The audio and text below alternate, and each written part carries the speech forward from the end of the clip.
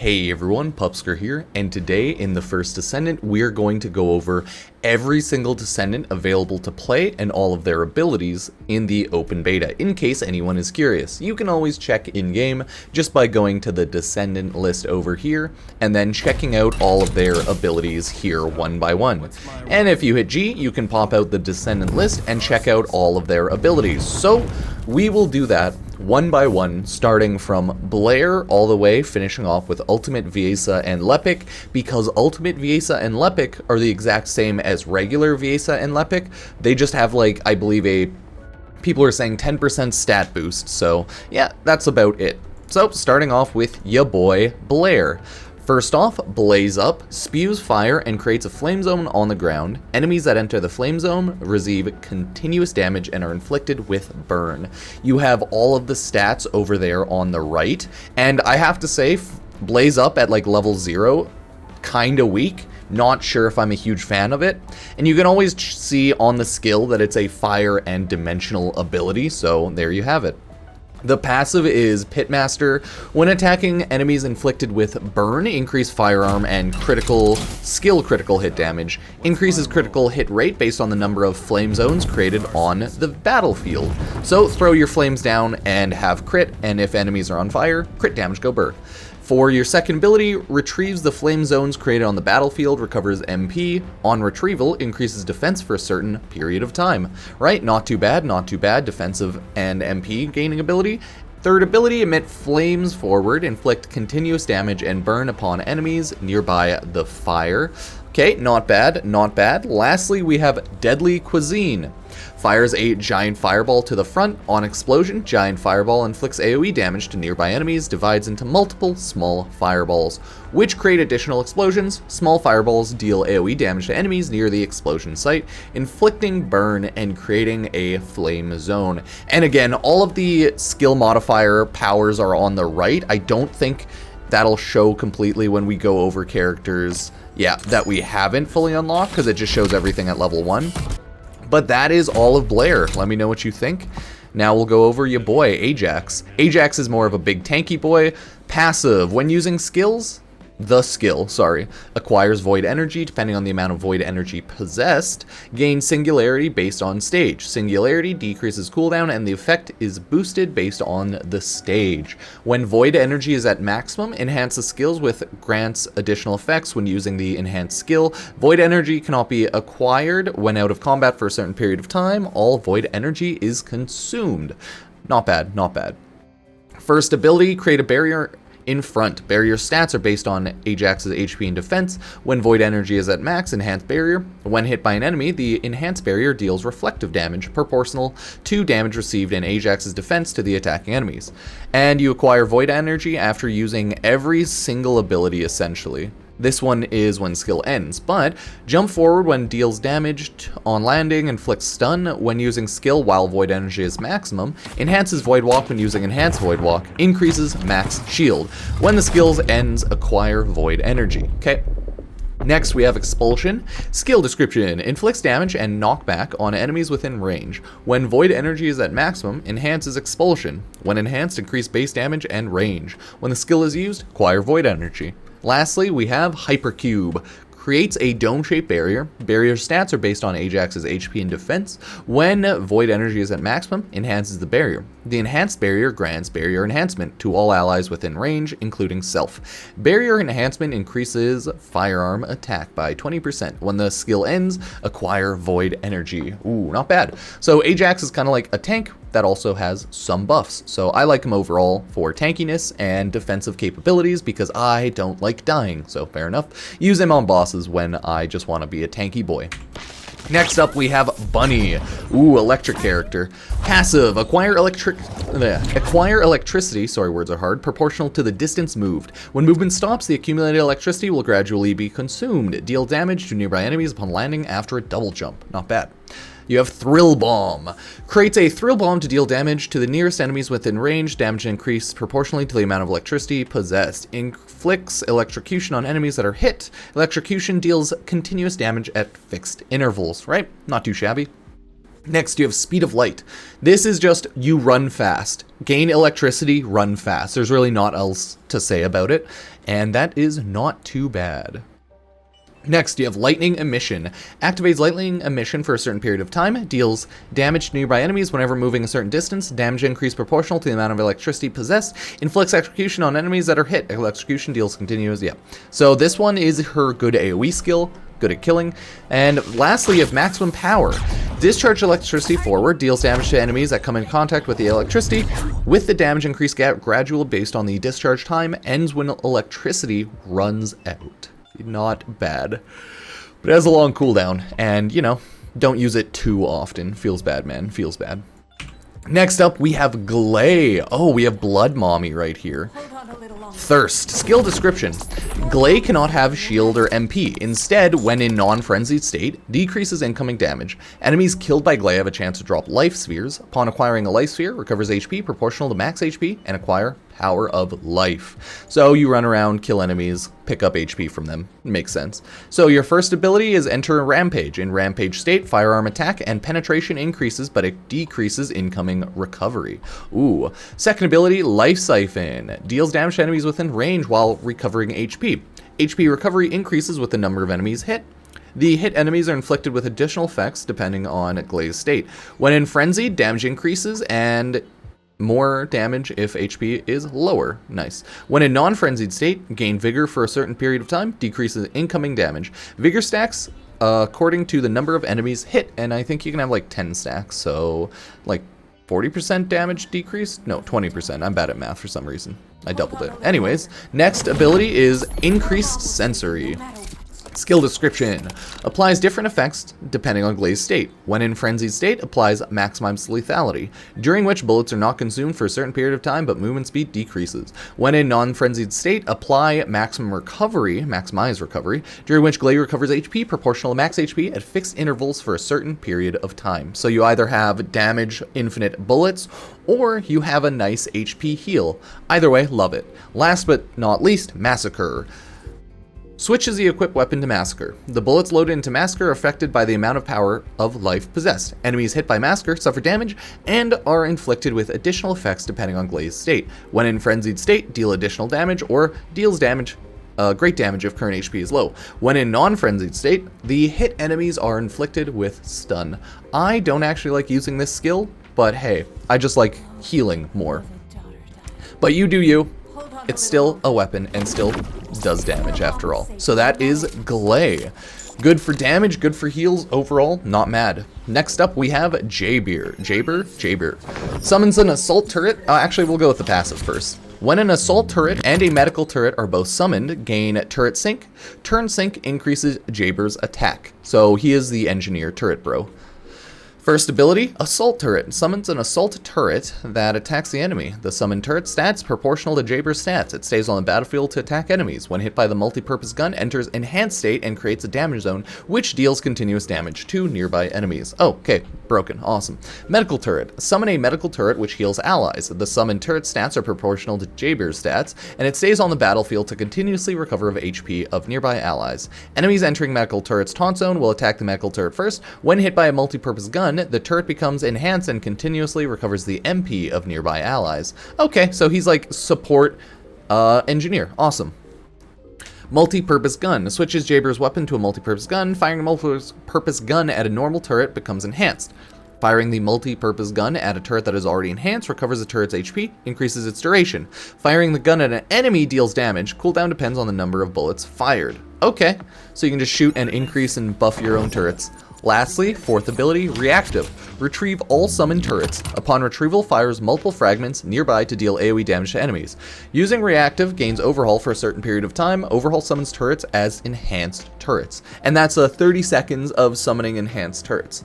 Okay, Jayber's kit seems pretty good overall. I think he's probably like A tier as a character, but I want to do a little tier list talking about them later, even though I haven't played half them. It's going to be fun. Next up, we have Freyna, Toxic Lady. Unauthorized bullet, toxic. Skill description. When enemies inflicted with poison due to Freyna's skills with firearm attack, deals additional damage. Okay.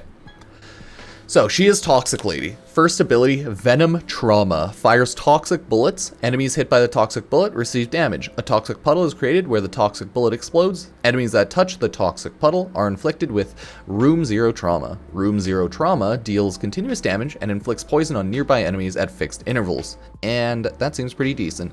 But it doesn't move with enemies, so it could be better, right? Gain Plague Body Armor for a certain period of time. Plague Body Armor increases defense, has a chance to inflict Room 0 Trauma on attacking enemies. Room 0 Trauma, yeah, it's poison. I'm not going to describe that every time. Okay, next ability, Putrid Venom. Throws toxins to create a toxic swamp. Enemies entering toxic swamp receive continuous damage, become inflicted with poison, and venom soaked. Enemies inflicted with venom soaked leave toxic footprints as they move. Enemies that touch toxic footprints also become infected with poison. So yeah, she is this game's version of Sharen. Next you have, and last, Venom Baptism. Switches the equipped weapon to Venom Baptism. The original weapon returns when all bullets have been used or a certain period of time have passed. Enemies hit with Bullet Baptism receive damage and become inflicted with Room 0 Trauma. So yeah, she just spreads poison and deals damage passively to all the enemies. Pretty good overall, would recommend, but I have to try her out myself. Next up, we have Sharen, also heard good things. Passive, when in ambush state, killing an enemy by using a skill resets the active camouflage cooldown. This effect gains cooldown when attacking, increases damage against enemies who are not targeting the caster. Okay. Okay, I can get behind that. First ability, Cutoff Beam. Inflicts damage and electrocution on the enemy in front of Cutoff Beam. Electrocution deals continuous damage at fixed intervals. So it's just like a forward slash with electrocution. Next, Active Camouflage. Enters active camouflage state that hides itself from enemies' sight for a certain period of time. If you attack enemies while in active camouflage state, it'll end immediately. Sharen turns to ambush and the damage increases. Okay, not bad, not bad. Look at that outgoing damage increase for ambush. 168, not too shabby. Next, you have impact rounds. Fire built-in impact rounds from the arm to front, inflicting stun. Okay, so she has a stun. And lastly, Flash Short Sword. Okay, creates multiple short swords, takes aim at the target. Pressing the skill button launches a short sword at designated enemies, dealing AoE damage and inflicting electrocution. The skill can be cancelled while aiming without starting a cooldown by pressing the button. Okay. Abilities seem overall pretty cool, but she doesn't seem OP compared to other characters, so I'll have to try her out, but like by default, I think I'd throw her at like B or C tier, honestly. But she seems interesting. Definitely good for revival on camouflage, and her attacks just don't seem amazing, but they seem okay at least for mobbing. I don't know. Let me know what you think. Next, we have Valby, Kyle, and then Lepic and Viessa. So, Valby is the water character. Passive, when using skills, standing on water, MP cost decreases. Puddles created by Valby skills are also considered to be water. First ability, Bubble Bullet. Fires a bubble bullet to the front, creating small puddles where she stands and where the bubble bullet hits. Enemies standing in the puddle receive continuous damage and become inflicted with laundry. When the bubble bullet pops, nearby enemies receive AoE damage. AoE damage of bubble bullet increased damage based on number of bounces. Okay, and laundry is just fire resist, electric resist decrease, so it's good to use Valby with electric characters, it looks like. Next up, we have Plop Plop. Oh god. Okay. Valby forms a big puddle where she stands and jumps into. She then jumps out into another big puddle formed at a designated spot, inflicting knockdown on nearby enemies. Enemies standing in the big puddle receive continuous damage and are inflicted with laundry. Cool. Third ability, Cleanup. Enters liquefied state. While in liquefied, Valby cannot take her feet off the ground and is unable to use skills, but she does not collide with enemies. Movement speed increases while damage decreases. Moving while in liquefied state creates waterway along the ground. Enemies standing on the waterway receive continuous damage and become inflicted with laundry. Okay, she seems like just a better version of other characters for throwing down ground AoE. Like, she seems better than Blair in that regard, and maybe better or the same as Venom Lady, but hey, Freyna still good. Lastly, Laundry Bomb. Okay, switches the equipped weapon to Laundry Bomb Launcher. Original weapon returns when all Laundry Bomb Launcher bullets have been used. Okay, or duration. Creates Laundry Bomb at the spot where the Laundry Bomb Launcher projectile hits, which tows an enemy inflicted with laundry. Deals continuous damage. This continuous damage increases with the number of enemies afflicted with laundry. Okay, she seemed pretty good actually, not bad. Next up, we have Kyle. Ooh, Kyle's actually pretty good from what I see. Skill description: increase max magnetic force proportional to max energy shield when Kyle's energy shield is depleted. Gain magnetic care. Magnetic care recovers energy shield and magnetic force at fixed intervals. This effect gains cooldown. When out of combat, magnetic force is consumed at fixed intervals. Okay, overall, not too shabby, not too shabby.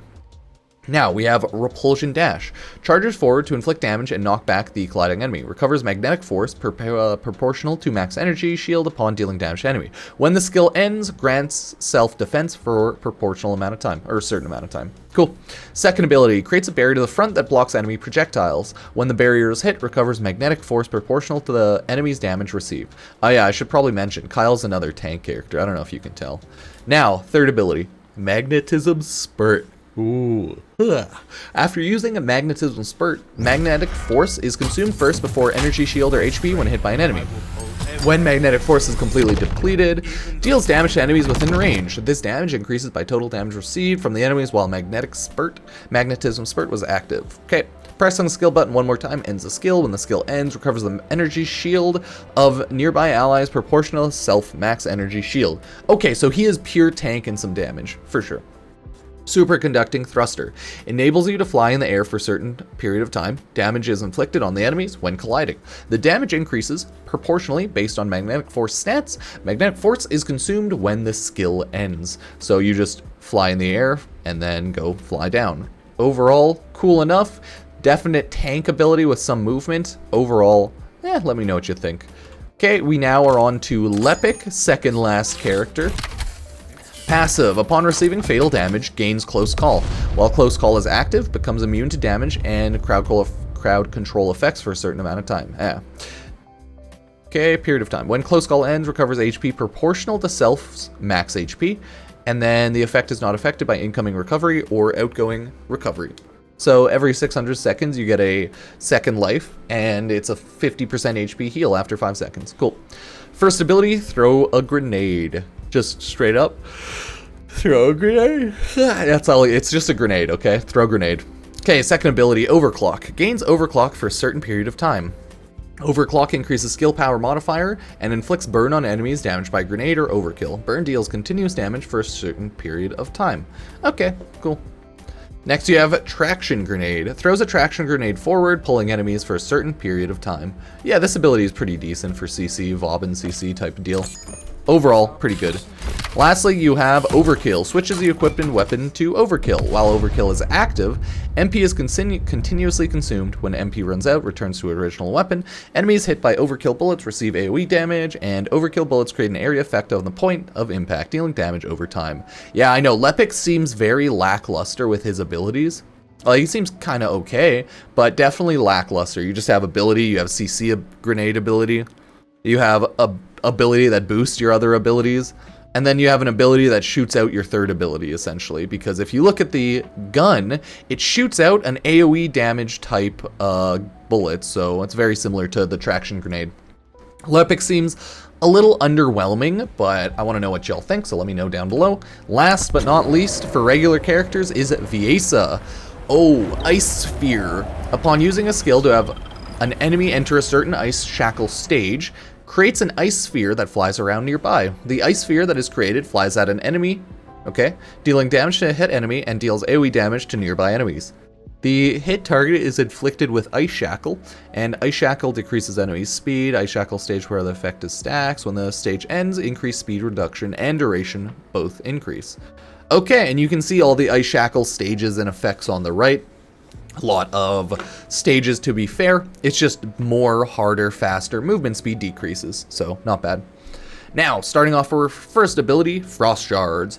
Fires Frost Shard to deal damage to hit enemies with AoE damage to nearby enemies. Inflicts Ice Shackle on nearby target. Cool. Frost Road. When cast, grants Frost Road state for a certain period of time. Frost Road increases self-movement speed, energy shield, and creates ice sheets where her feet touch the ground. Inflicts Ice Shackle on enemies that come into contact with the ice sheets. Okay, nothing we haven't seen before.